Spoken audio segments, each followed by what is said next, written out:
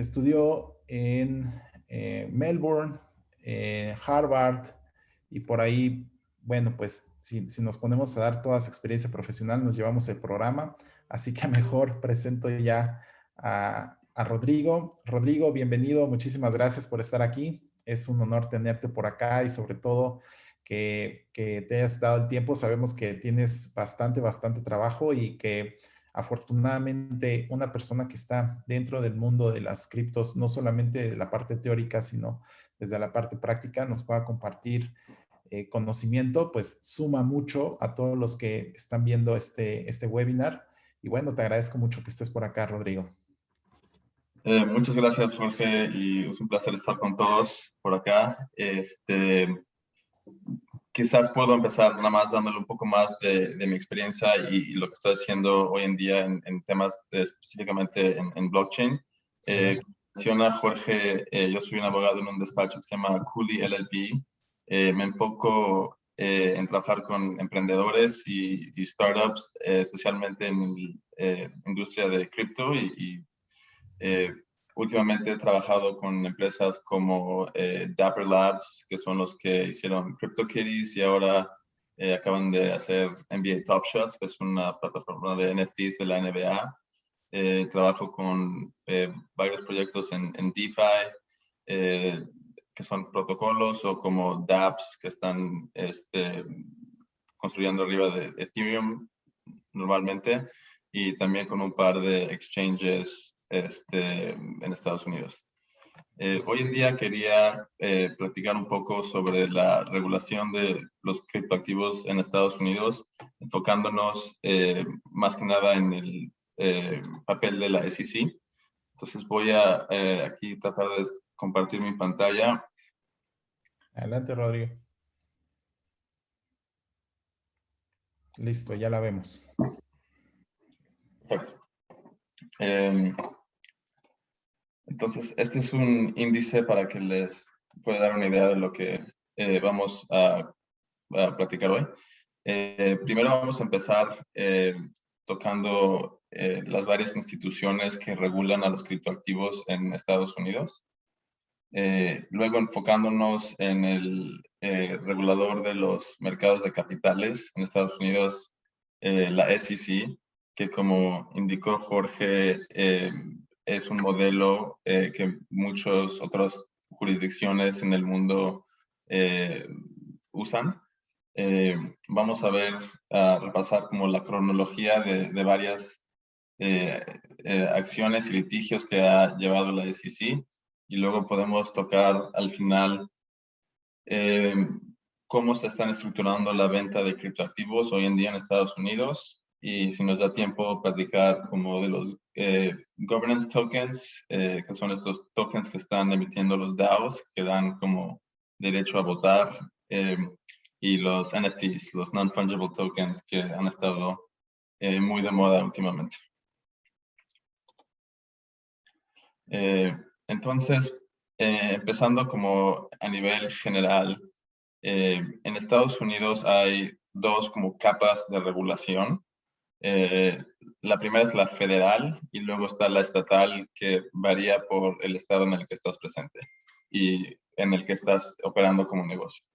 A nivel federal está la Securities and Exchange Commission, la SEC, que como ya mencioné es el regulador enfocado en mercados de valores. Entonces son el regulador que, por ejemplo, tiene que aprobar los IPOs y que también es el que ha llevado la mayoría de las enforcement actions, de las acciones contra proyectos de cripto. También está la Commodities and Futures and Trade Commission, CFTC, que está enfocada como en materias primas y derivados financieros. Entonces son los que regulan, por ejemplo, el mercado de futuros de gasolina o de petróleo. Luego está FinCEN, que es una parte del Departamento de Tesorería, que es el que está enfocado en como transacciones financieras y regula lo que se llaman money transmitters. Entonces su enfoque es como mucho en prevenir el financiamiento de terroristas y de, o sea, anti-money laundering, y temas relacionados. Y luego está el OCC, que es el regulador de los bancos en general. Y sobre todo que de esos reguladores hay regulación federal y estatal, ¿no? Que ahí es donde los abogados se vuelven, no se vuelven actores principales, pero sí deben de tener mucho conocimiento de regulación. Y aprovechando, les pido a todos los que están en la transmisión, que si tienen alguna duda, pregunta, por favor nos vayan escribiendo en nuestras redes sociales y al final de la presentación le dejamos estas dudas a Rodrigo para que nos apoye. ¿Sale? Adelante, Rod. Sí, seguimos. Bueno, entonces, enfocándonos en el ámbito de mercados, de regulación de mercados de capital, que como ya dijimos es lo que la SEC regula, hay que empezar con la definición de qué es un security, que no tiene una traducción directa al español, pero es como un instrumento financiero, básicamente, ¿no? Entonces, el Securities and Exchange Act del 34, que es el reglamento como fundamental de la regulación de mercados de capitales en Estados Unidos, regula a transacciones de securities y define securities con una lista de instrumentos que incluyen los instrumentos que uno típicamente piensa que es un security, como una acción en una compañía o un bono que emite una compañía. Pero también tiene este concepto que se llama investment contract, que es como contrato de inversión, que es un concepto como muy flexible y está enfocado en una relación económica entre dos personas que la podemos entender básicamente como la relación cuando alguien le da algo de valor a un segundo con la esperanza de que lo que le dio va a incrementar de valor porque ese segundo va a hacer algo de trabajo. Entonces, esa relación, cuando alguien le presta o le da una inversión a alguien más y esa persona va a tratar de que incremente de valor, es la que trata de regular con este concepto de investment contract. Y es el concepto en el que ha caído los tokens y las emisiones de tokens de cripto en Estados Unidos. El como caso fundamental que define investment contract es un caso que se llama Howey, que si han pasado tiempo en Estados Unidos o estaban interesados en cripto durante los ICOs del 2017, seguramente escucharon de este caso.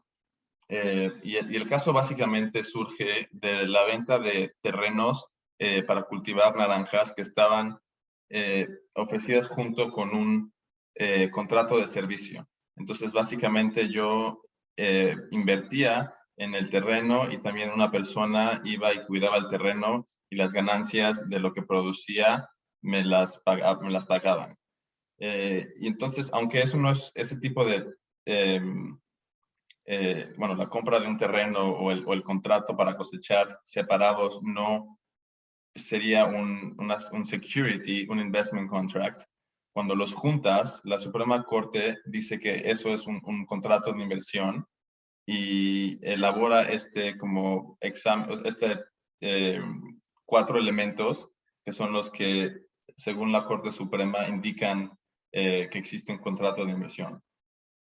Los cuatro elementos son una inversión de dinero en una empresa común con una esperanza razonable de ganancias y esas ganancias son debidas a los esfuerzos de un promovedor o del otro.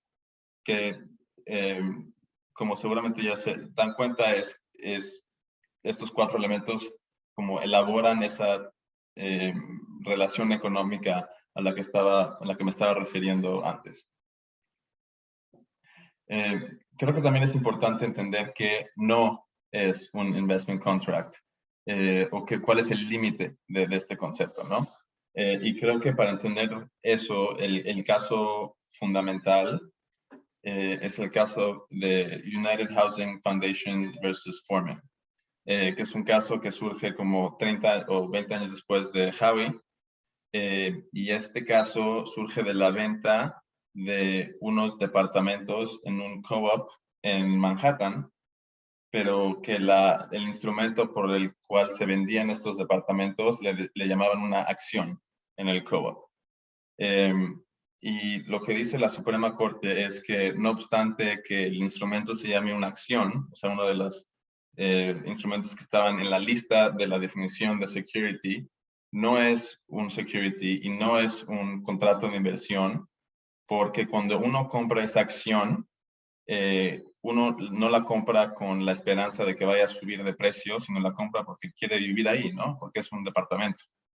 Entonces, como que de este caso surge una de las limitaciones más importantes al concepto de investment contract, que es si uno está comprando el instrumento, sea un token, sea una acción que le da la oportunidad de vivir en un departamento, y lo hace no porque quiere que se aprecie de valor, pero fundamentalmente lo estás comprando porque lo quieres usar, entonces eso no es un investment contract, por lo cual no es un security y entonces no está regulado por la SEC o por el Securities and Exchange Act.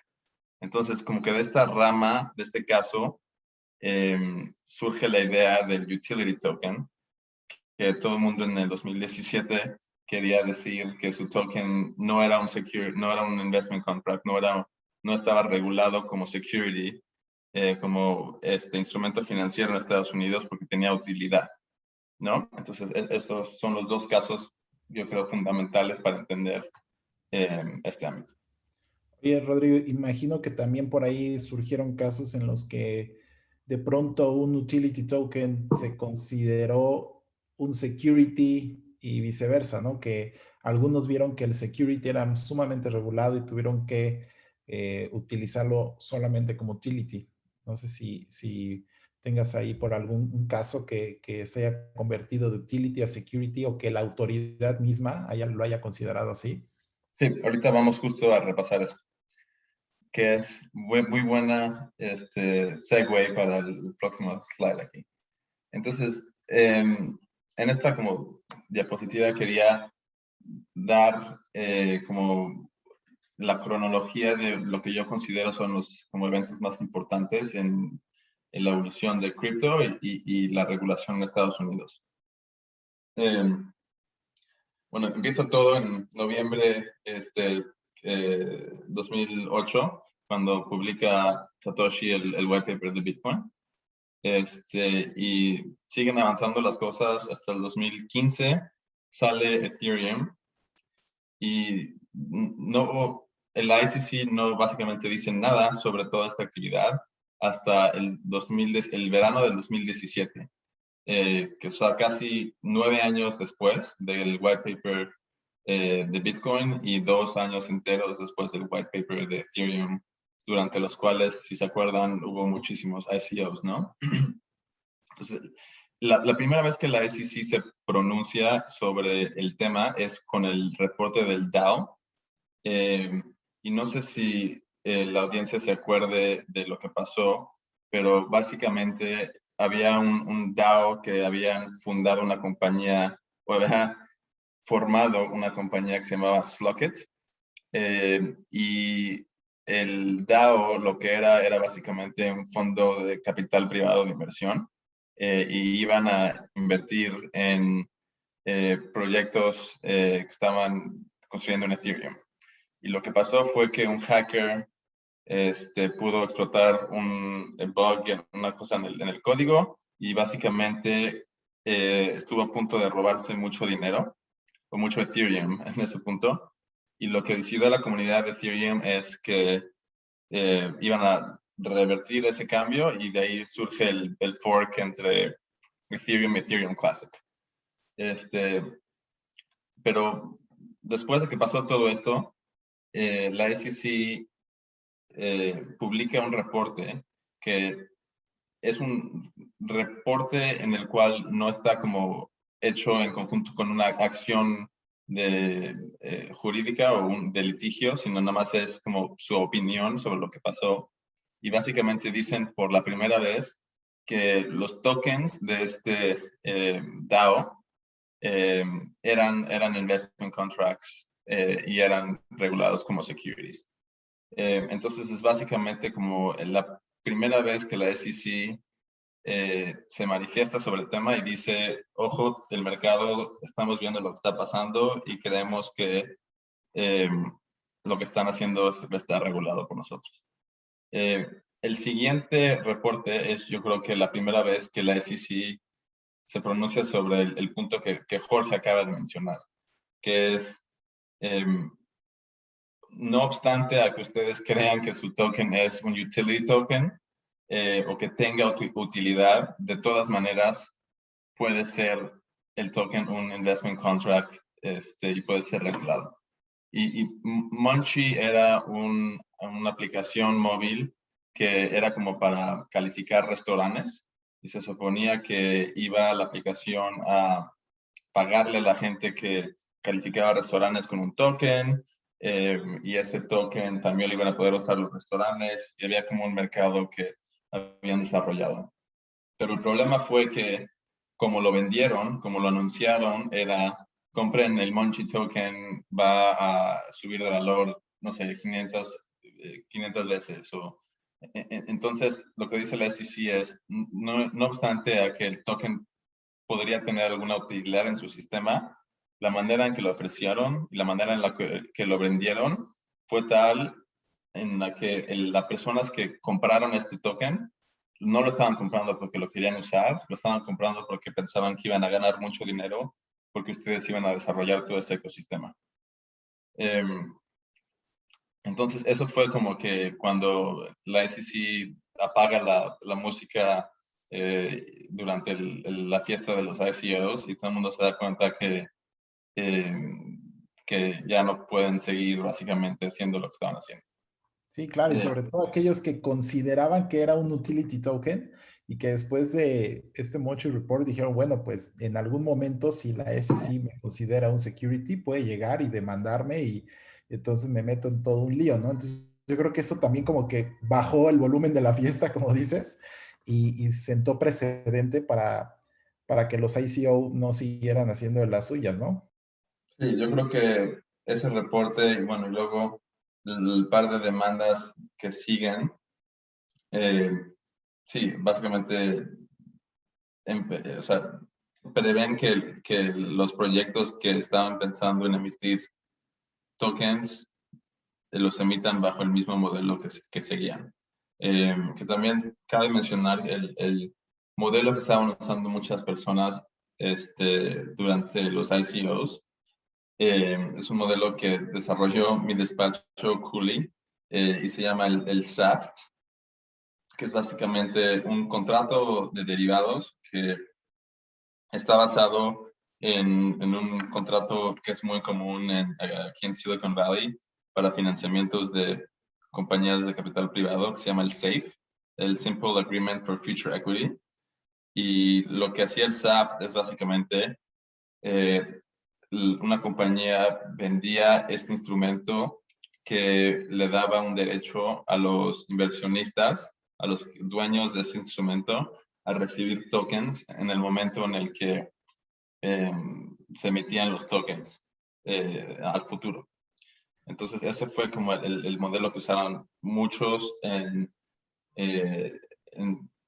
2017, empezando con Filecoin, que no sé si lo conozcan, pero es un proyecto bastante famoso que ahorita ya está, por ejemplo, aquí en Estados Unidos, ya emitieron el token y está en Coinbase. Entonces, mucha gente está usando este modelo, pero después del Munchie Report, como que paran y muchas personas que estaban pensando, muchos proyectos que estaban pensando en emitir tokens, no lo hacen. No, y qué bueno conocer al autor intelectual del Simple Agreement for Future Token, que es el SAFT, que Sí. sentó precedente también para la industria en varios países que buscábamos instrumentar esa parte de los ICO sin generar ruido a la autoridad, ¿no? Ujú. Digo, full disclosure, no fui yo personalmente, pero fue uno en mi despacho. El siguiente evento que yo creo que cabe la pena mencionar es el discurso de el director Hinman en el verano del año que sigue, en el cual dice que a su juicio las transacciones contemporáneas de Bitcoin y de Ether no involucran transacciones de securities, porque las redes de Bitcoin y de Ethereum están ya suficientemente descentralizadas.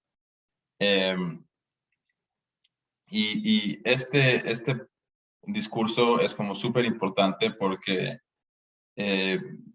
explica cómo la SEC está pensando sobre los tokens y básicamente te da una opción de cómo poder que un token llegue a no ser un security. Porque todo lo que dijo antes era, esto es un security, esto es un security. Creo que había una cita a el chairman de la SEC que había dicho que todos los tokens que él haya visto en su vida eran securities. Entonces, esa es como la primera señal que da la SEC, que piensan que hay un límite, ¿no? En su jurisdicción y que hay tokens que pueden llegar a ser no securities. Y ahorita... Y ahí justo entraría Bitcoin, ¿no? Como el primero en la cabeza. Que al Bitcoin, final... exactamente, y luego y Ethereum. Bitcoin yo creo que es más fácil porque nunca tuvo una ICO, ¿verdad? Nadie nunca vendió Bitcoin. Empezaron a minarlo y luego la gente que lo minaba lo podía vender en transacciones secundarias, pero no fue como Ethereum, que fue un proyecto que desarrollaron y tuvieron un ICO que recaudaron dinero para construir, para desarrollarlo, ¿no? Y que ahí sobre todo, Rod, no sé qué opines, pero ¿en qué momento, o sea, a partir de la emisión de cuántos tokens o cuántas criptomonedas se considera que ya es una red suficientemente descentralizada, ¿no? Eso queda un poquito ambiguo. Y segundo, ok, ya lo consideras descentralizada, pero en algún momento puede volver a considerarse un investment contract por los esfuerzos de los desarrolladores. Creo que ahí Sí, queda. no, son dos muy buenas preguntas.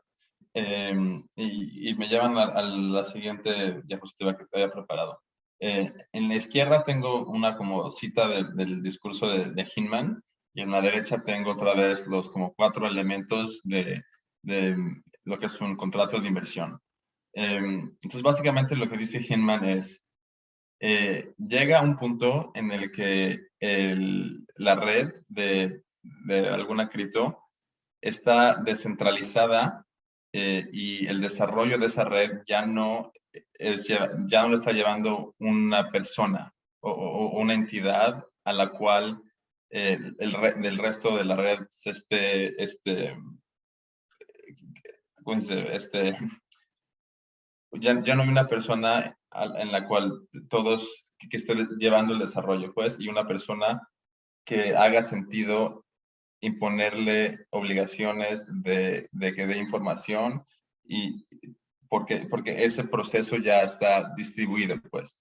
Entonces, en el caso de, por ejemplo, Ethereum, al principio cuando hacen su ICO, ahí muy claramente sí todo el mundo se estaba esperando que lo eran los esfuerzos de gente como Vitalik Buterin o Joe Lubin de Consensus iban a desarrollar todo esto, pero llega a un punto en el que ya toda la gente que está contribuyendo al desarrollo de Ethereum y toda la gente que tiene un interés en esa red es suficientemente grande que ya no hay alguien que tenga como más poder que el resto, pues, ¿no? Y no hay alguien que haga sentido que tenga que divulgar información de cómo está controlando este proceso.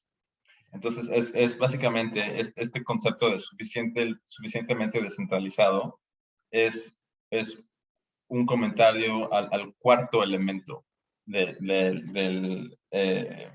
lo que es un contrato de inversión y está básicamente diciendo, hay un punto en el que las redes de blockchain llegan están descentralizadas y ya la gente no se está dependiendo de los esfuerzos de otros.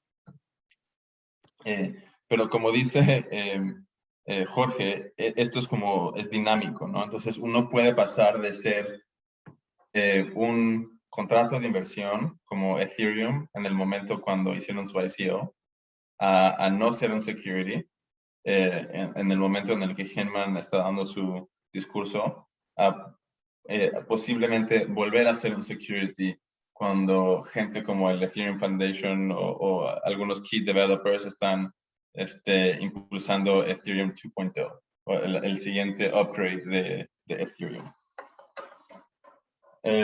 Y si regresamos rápidamente, nada más para terminar aquí la cronología de los siguientes eventos, yo creo que el otro evento súper importante es lo que se llama el No Action Letter de Pocketful of Quarters, que es básicamente como el otro extremo y la otra avenida de cómo puede uno emitir tokens en Estados Unidos. Y esto fue un proyecto en el cual yo trabajé personalmente. Y Pocketful of Quarters lo que es la primera vez que la SEC le da permiso a un proyecto que está emitiendo un token ERC20, que es básicamente en el cual todos los tokens de los ICOs estaban basados, de emitir ese token y dice que está de acuerdo que no es un security.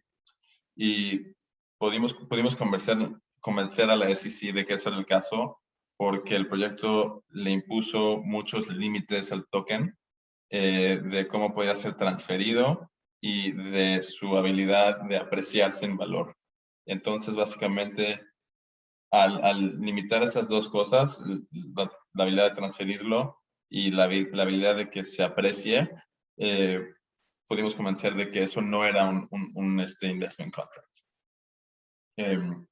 Y luego yo creo que como el último evento súper importante es del 2019, es cuando la SEC da o publica lo que le llaman el Investment Contract Analysis, que es como su marco de cómo analizan los proyectos de cripto bajo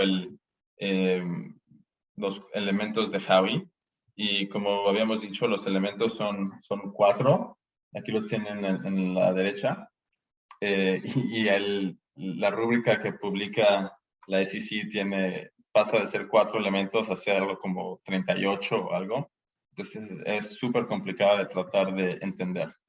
Pero eso es básicamente el marco legal en el cual los proyectos tienen que tratar de descifrar cómo le aplica la regulación a sus tokens, ¿no? Entonces, como un abogado que trabaja en esta industria, la verdad es súper interesante, pero también es muy difícil porque no es nada claro cómo aplica la regulación y dónde queda la línea básicamente de cuando el token es un security y cuando no es un security. ¿Y qué pasa si emites un token y la SEC piensa que era un security? Aquí hay 2 ejemplos, estos son como 2 de los ejemplos más importantes. Telegram, seguramente conocen el Messenger app. Fue uno de los primeros casos que llevó la SEC contra un proyecto grande y acabó, Telegram tuvo que pagar o regresar 1.2 billones de dólares a los inversionistas y también pagó penalties de casi 20 millones después de llevar un litigio por varios meses. El siguiente es el proyecto de Kik, que fue un proyecto en el cual mi despacho ayudó con la emisión de los tokens que acabó siendo en este litigio y también con el litigio. Y esto también era otro como social media app, pero fue otro de los casos grandes que acabaron en un acuerdo con la SEC. Y yo creo que el caso como más importante que queda pendiente ahorita es el caso que está llevando la SEC contra Ripple, que es la compañía que emite XRP. Y interesantemente también es el primer caso en el cual la SEC ha demandado personalmente a los ejecutivos de la compañía, que son Christian Larson y Bradley Garlinghouse. Y si lees la demanda, te das cuenta que yo creo que porque Larson y Garlinghouse estaban vendiendo Ripple al mercado como basado en cuando estaban divulgando información la compañía, entonces esperaban a que saliera una noticia buena y vendían personalmente mucho Ripple. Y según la demanda vendieron como 600 millones de dólares de Ripple, que es yo creo que muchísimo, y por lo cual tienen la distinción de ser los primeros ejecutivos que son personalmente nombrados en una acción como esta. Y sobre todo ahí la SEC también no sé qué opinas, Rodrigo, pero los requerimientos que les hizo en lo personal de información, de documentación, no sé, pero fueron sumamente excesivos, ¿no? Y bueno, en todo el interés de poder armar un buen expediente en contra de ellos, pero al final creo que la decisión aún no está tomada y el hecho de que hayan pedido que varios exchange bajaran a esta cripto, pues también habla mucho del poder que tiene la SEC en Estados Unidos, aunque en otros países pues sigue listado, ¿no? Y que el precio realmente está a la expectativa de lo que pase con esa demanda y que aún pues no concluye.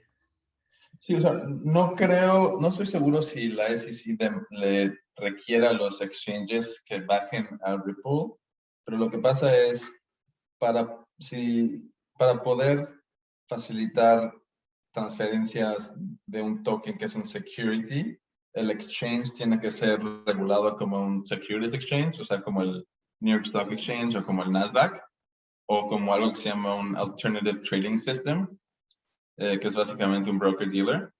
Entonces, o sea, si asumimos que XRP es un security, un investment contract, para que un exchange pueda facilitar transacciones de XRP necesitaría estar regulado a un nivel al cual ninguno de los exchanges está regulado, o sea, ni Coinbase.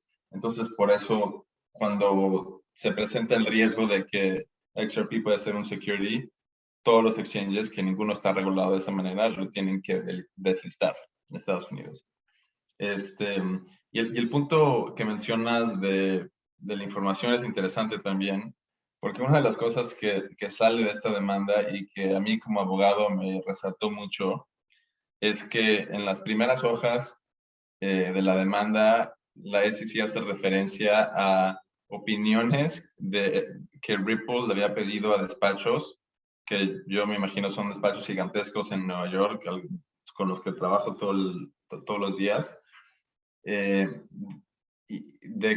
Y estos despachos básicamente le habían hecho un análisis a la compañía diciendo, estos son los riesgos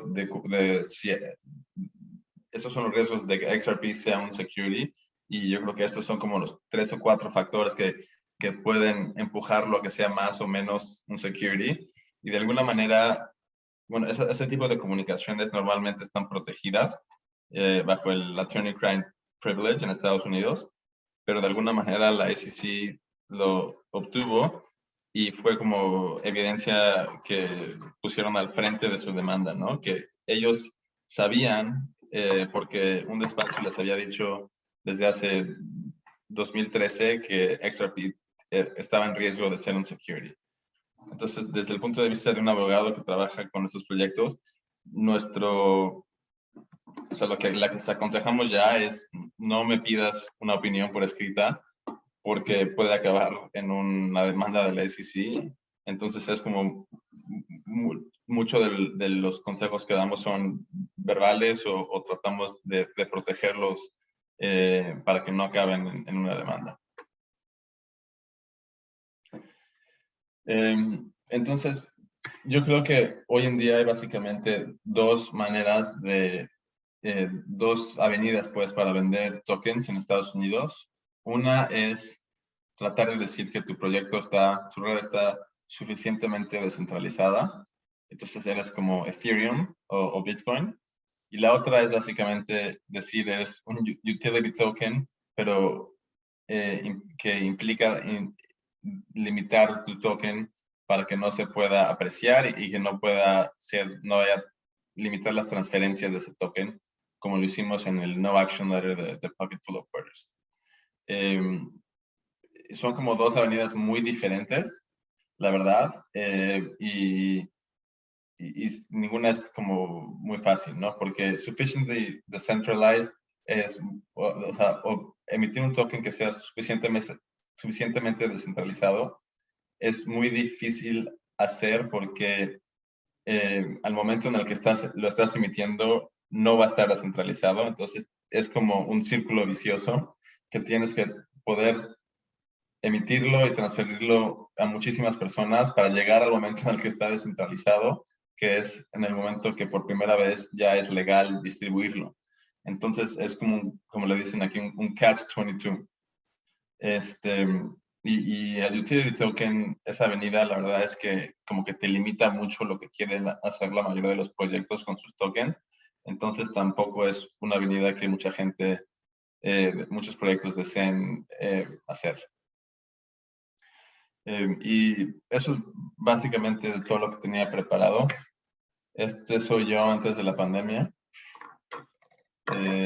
Y gusto, Muy si bien. quieres, podemos parar y tratar de responder cualquier pregunta.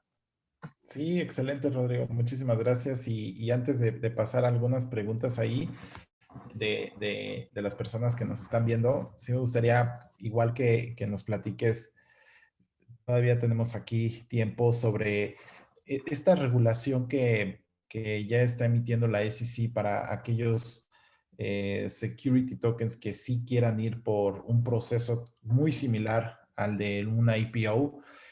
Ya hay camino andado, ya hay empresas que lo han hecho y sobre todo para aquellos que quieren sacar un proyecto y levantar capital y en algún momento están pensando en Estados Unidos para que ello ocurra. O sea, ¿qué recomendaciones o qué información nos podrías compartir al respecto? Mira, la primera parte de tu pregunta del proyectos que han hecho una emisión de tokens como regulado como security tokens, eh, ha habido pocos, la verdad, y ha habido pocos porque es muy difícil encontrar algún exchange que pueda listar esos security tokens, porque como estábamos platicando, para facilitar transacciones de tokens que son securities, necesita ser un securities exchange y no hay. Eh, no hay que hagan tokens. Eh, entonces, ha habido un par de proyectos, creo que el más como importante es Blockstack, que vendió tokens bajo una excepción al registro bajo lo que se llama un Reg A, que es como un mini IPO, y su estrategia era de que iban a venderlo como un security bajo el Reg A, y iban a llegar al punto en el que iban a descentralizar su network y el directorio de la compañía iba a decidir que ya no eran un security. Y lo hicieron, y no ha sido como súper exitoso el proyecto, pero sí como que abrieron una brecha y una nueva avenida, pero no es algo que es como súper caro para un proyecto, porque para hacer, por ejemplo, el Reg A, para registrar esa emisión de tokens, creo que se gastaron algo como 10 millones de dólares en abogados solamente. Eh, entonces, sí, sí no es como una avenida que sea muy viable para la mayoría de los proyectos. Sí, tienen que ya ser muy solventes económicamente, ¿no? Para buscar pagar esos honorarios para levantar un Sí, capital que o, simplemente o tendría tener que venture duplicar. capital, ¿no? Tener venture capital funding. Exactamente. Oye, y acerca del futuro de la regulación que has estado viendo en el sector financiero, tal vez, de aquella de aquella publicación que hizo la AUCC de la carta interpretativa, me parece que fue Ujú. la 1170, acerca de qué pueden ya ahora hacer los bancos con cripto. No sé si nos puedas compartir ahí información. Lo interesante de eso es que esa interpretación es publicada por el que era jefe de la OCC, entonces, que se llama Brian Brooks, que desde entonces dejó de ser el chairman de la OCC y ahorita es el CEO de Binance US, el exchange. Y, y básicamente la OCC, cuando sale Brian Brooks, dicen que van a revisar todo lo que había dicho. Entonces, no está vigente esa carta interpretativa, según yo entiendo. Ah, ok, ok. O sea que al final del día van a La tener echaban para que atrás. verificar si los bancos podían o no custodiar el tema de activos virtuales, ¿no? Y, y el otro tema que quería comentar contigo es acerca de la regulación estatal, ¿no? Me imagino que también por ahí algunos estados van más avanzados que otros. ¿Y cuál desde tu punto de vista sería un estado crypto-friendly en el que algunos pues emprendedores o que ya tienen un proyecto podrían buscar acercarse a ese estado para desarrollar su proyecto que tiene blockchain o que están emitiendo un token? Ujú. Eh, lo que pasa ahí es que la regulación de mercados de capital es a nivel, o sea, como que la más importante y la que más, eh, la que, eh, como dicen aquí, preempts, o sea, la que domina todo es la federal. Entonces, eso es lo que te importa más. Pero como ejemplos de estados que han estado, estados que se están enfocando en temas de cripto y han estado tratando promoverse como crypto friendly y publicando como nuevas reglas. Yo creo que el ejemplo a seguir es Wyoming, que no es un estado que si no estás como en cripto te venga como muy frente a la mente, pero eh, han publicado unas leyes de cómo regular a los DAOs, que creo que puede ser bastante interesante. Sí, como se están promoviendo mucho de esa manera.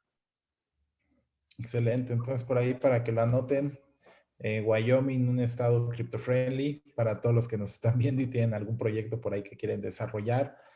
Y en esta nueva administración, Rod, ¿qué opinas? O sea, ¿crees que se siga manteniendo un interés genuino de las criptos y ahora con todo lo que ha estado saliendo a nivel internacional de que los bancos centrales están emitiendo su propia cripto? ¿Consideras que en algún momento Estados Unidos va a emitir la suya? Y sobre todo, si va por ese camino, me imagino que hay mucha regulación que cambiar, ¿no? Sí, mira, lo que está muy interesante es que, bueno, empezando con la SEC, hay un nuevo chairman que puso Biden, que se llama Gary Gensler, que es una persona que era profesor en MIT por bastantes años y daba clases sobre cripto, o sea que entiende muy bien estos temas. Y en algún punto antes fue también el jefe del CFTC, que es el regulador de como derivados de commodities. Y cuando estuvo ahí fue alguien que como emitió muchos nuevos reglamentos. Entonces yo creo que vamos a ver en los próximos 6 meses, yo diría, nuevos reglamentos en el ámbito de criptos. No te diría, o sea, no sé por dónde van a salir, pero yo creo que sí hay una buena probabilidad de que haya movimiento por ahí. Este, aunque acaban de publicar como las prioridades regulatorias de la SEC y no incluyeron a cripto, por lo cual me sentí un poco ofendido, pero eh, seguimos. ¿Y qué más? Se me olvidó la segunda parte de tu pregunta. Sí, sí, consideras que en algún momento se emitiría por parte Ah, de... Sí, un CBDC. Mira, lo están estudiando mucho. Ya hay un proyecto aquí que se llama, que está llevando Christopher Giancarlo, que era el chairman de la CFTC último, eh, que se llama, ¿cómo se llama? No me acuerdo cómo se llama ahorita, pero que sí están básicamente estudiando mucho cómo emitir un dólar que sería basado en cripto, ¿no? En blockchain. Mira, yo francamente no creo que pase en los siguientes, no sé, 2, 3 años, pero quién sabe. Yo creo que lo que está impulsándolos mucho es miedo de que China lo haga antes y de que China lo haga y pueda controlar, o sea, tenga mucho acceso a información de muchas personas y lo usen como una herramienta para controlar y tener más información. Eh, y que también te puede dar como nuevas herramientas eh, como gobierno y como regulador económico, ¿no? O sea, puedes, por ejemplo, hacer que un CBDC se deprecie para incentivar a la gente a que se lo gaste luego. Te podrían dar un bono a todo el mundo, pero si no te lo gastas en 2 semanas, se desaparece. O que solamente te lo puedes gastar en comida, ¿no? O para que no la gente se lo vaya a gastar en una televisión. Y entonces hay como que les daría mucho poder y muchas herramientas nuevas. Entonces creo que lo están considerando seriamente, pero no creo que pase así como que digas inmediatamente. Claro. Oye, Rod, y para ir cerrando, en relación a la regulación que actualmente existe en temas de prevención del lavado de dinero por parte del IRS, la CFTC, la SEC, ¿cuál sería como un poquito que nos des así como una embarrada rápida del panorama regulatorio? Y sobre todo, ahorita que comentabas que tal vez esa regulación que está a punto de salir, pues busque homologar, ¿no? A lo mejor algunos conceptos, porque desde afuera, a lo mejor yo lo que veo es que cada autoridad como que considera a las cripto desde su ámbito, ¿no? Pero ¿crees que eso se vaya a modificar o cómo está un poquito ese panorama al día de hoy? O sea, yo creo que eso es como una parte fundamental del sistema americano, ¿no? Es que tienen como que muchos niveles y uno se checa al otro y cada quien saca su ámbito. Entonces, no, o sea, no creo que vayan, por ejemplo, seguir el ejemplo de México y decir esta es la ley FinTech. Yo creo que lo más que podemos esperar es que emitan como lo que dicen que es lo que le llaman guidance, o sea, o que expliquen cómo piensan que se aplican las leyes existentes a cripto, eh, pero no me esperaría yo como que una ley fintech o una ley cripto en Estados Unidos. Eh, y en términos así como que de los reguladores, pues creo que como empecé yo creo que el más importante desde mi punto de vista es la SEC y lo va a seguir siendo. Eh, el CFTC también es importante y ya, eh, creo que hace un par de semanas una de las personas importantes en el CFTC dijo que pensaba que mucho que lo que está pasando en DeFi, por ejemplo, hoy en día era actividad que debería de ser regulada a ese nivel.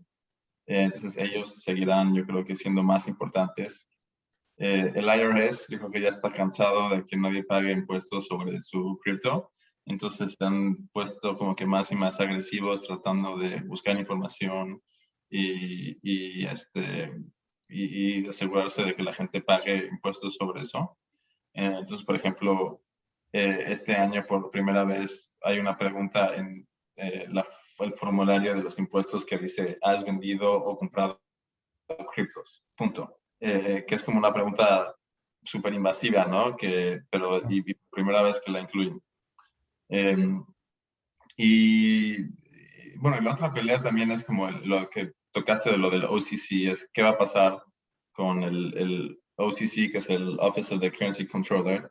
el regulador de los bancos, porque ellos también querían como básicamente dar un permiso nuevo que estaban diciendo que era un fintech charter, que era como un permiso a nivel federal de operar como banco fintech, pero eso acabó como muchos de los reguladores estatales financieros, que ese es como su ámbito, acabaron demandando a la OCC, diciendo que no tenía como autoridad de dar ese permiso. Entonces eso sigue en litigios y va a ser como, creo que también puede ser importante. Claro, ¿no? Y sobre todo cuando se llegue a resolver, pues ahí vamos a ver el panorama claro para que las entidades financieras puedan tener la custodia de las llaves privadas, que eso es un tema que es muy debatible, ¿no? Porque lo que buscaba al final Bitcoin es que cada quien fuera dueño de su dinero, ¿no? Y descentralizar y quitar de en medio a los bancos. Entonces ahora, de pronto cuando sale una carta interpretativa que es todo lo contrario, que es custodiar ahora con la ayuda de un banco, pues lleva toda la contradicción del white paper, ¿no? Oye, Rod, pues ya para finalizar, una última pregunta. ¿Consideras que en algún punto también los NFT sean regulados, no regulados, o qué opinas de estos instrumentos? Sí, mira, depende del cómo están vendidos y cómo están estructurados específicamente. Eh, Acaban, por ejemplo, de demandar a Dapper Labs diciendo que los NBA Top Shots eran un security, en una demanda que yo creo que no tiene mucho mérito. Pero o sea, yo creo que no es verdad decir que un NFT no puede ser un security. Yo creo que si lo vendes como en si creas, por ejemplo, y esto lo están haciendo, como una canasta de NFTs, y vendes intereses sobre esa canasta, eso es un security. Y luego también si lo anuncias de alguna manera en la que la gente que lo está comprando piensa que, o sea, o lo está comprando porque piensa que va a subir de valor, por el valor que vas a hacer tú, eso también puede ser un security. Entonces, sí, seguramente habrá algún caso contra alguien que emitió un NFT, que podremos discutir en un par de años, pero como funciona la SEC siempre se tardan un rato. Está muy bueno, Rod. Oye, pues hay muchos pendientes que en corto tiempo vamos a empezar a ver por parte de la autoridad en Estados Unidos. Y te dejo abierta la invitación para que cuando ello ocurra nos vengas a platicar aquí de cuáles son los pormenores de esa regulación. Siéntete en tu casa aquí, tanto en la CONACOM, en el Comité de FinTech y Blockchain, como en FinTech U. Y bueno, pues nada, agradecerte el tiempo de la presentación. Esta masterclass la pueden ver la reproducción en FinTech U y en la CONACOM. Y bueno, ahí les vamos a estar mandando el link para que también la puedan escuchar en Spotify y cuando van al camino al trabajo, bueno, pues puedan escuchar todo lo que Rod nos compartió el día de hoy. Rod, muchísimas gracias, te agradezco, te mando un gran abrazo y bueno, si quieres cerrar con algo, adelante, tus redes sociales, por favor. Sí, muchas gracias. No tengo muchas redes sociales. Estoy en LinkedIn. Soy Rodrigo Seira, pero no tengo ninguna de las otras. No te preocupes, Me Rod. pueden también buscar o en LinkedIn o en la página de mi despacho, que es cooley.com. Muchas gracias. Perfecto. Excelente. Muchísimas gracias, Rod. Gracias a todos los que se conectaron. Estén pendientes del día de mañana la transmisión que tenemos. Tenemos a un abogado de Estonia. Va a ser el día de mañana temprano por la diferencia de horarios.